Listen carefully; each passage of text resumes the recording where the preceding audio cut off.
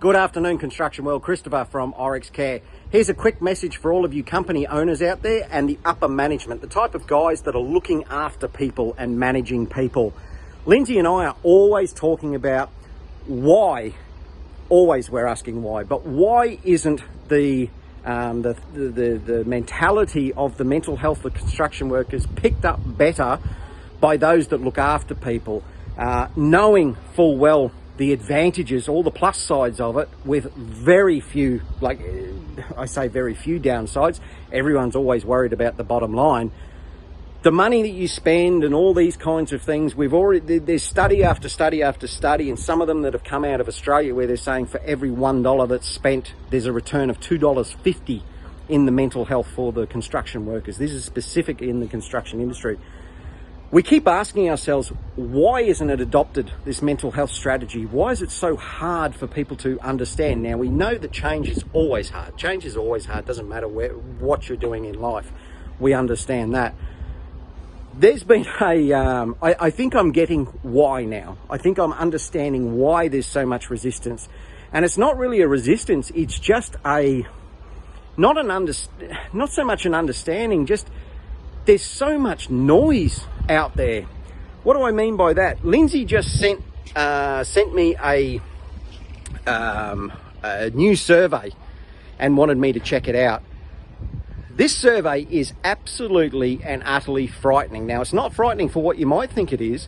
It's frightening because people are making money off what I like to say is a pandemic. People dying, committing suicide in the construction industry at unprecedented numbers across the planet. It's not just the US or Australia or the UK, it's everywhere, okay? It's here in the Middle East, you know?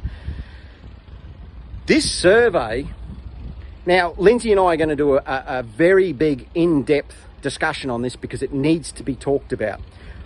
The long story short, this survey is they're making money and they're providing services to make money off the problem while not fixing the problem or not providing solutions for the problem. So I get why the company owner is finding it so difficult to get the right answers.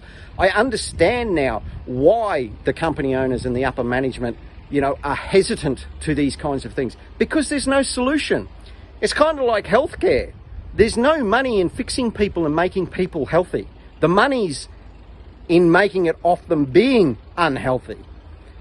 These people, this survey was absolutely and utterly disgusting. That's the only way to talk about it. Why do I say that?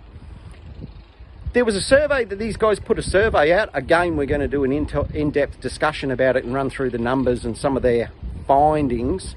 There wasn't one labourer, there wasn't one tradesperson, there wasn't one operator that was interviewed in this survey. This was a survey for office staff. This was primarily, it was accountants that were surveyed for this.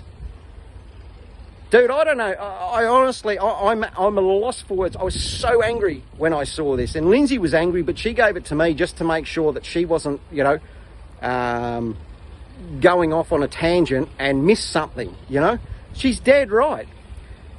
When you start looking at this and you start adding up that all these people keep talking and talking and talking and providing these so-called solutions that aren't solutions. Even in the survey, when they asked company owners about this, the percentage of did they think this actually helped the bottom line was, you know, it was extremely low. Now, I get it now. I understand. There's so much noise out there. How do you cut through? How do you find the solutions, you know? Time and time and time again, Lindsay will go and see these larger organisations and say, listen, we've got a solution here. This is how we can help. And this is how we can get the help directly to the people that need it, the workers. Okay? And that could be management. That could be anyone. But this is how we get it directly to the people. Every time stonewalled. Why? Because they want to put another layer in here. They want to make money off the problem. They don't want to solve the problem. They want to make money off the problem. It's absolutely disgusting, and I've got a new thing that I'm personally doing. I know Lindsay won't do this, but I certainly will. I'm going to call these people out every time I see it. It's absolutely disgusting. It's not helping the people of the construction industry. It's actually hindering them.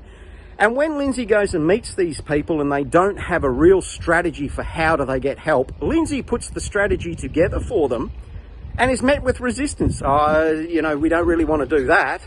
We just want to raise awareness. We just want to make money off the problem, you know.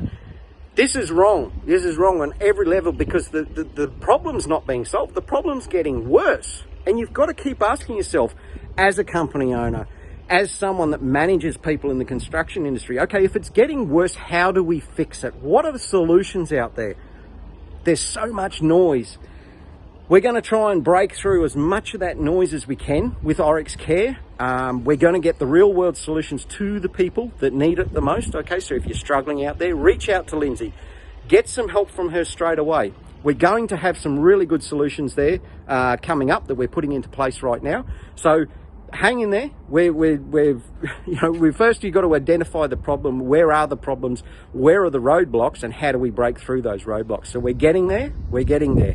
But to all those company owners, I feel for you. I feel sorry because it is confusing.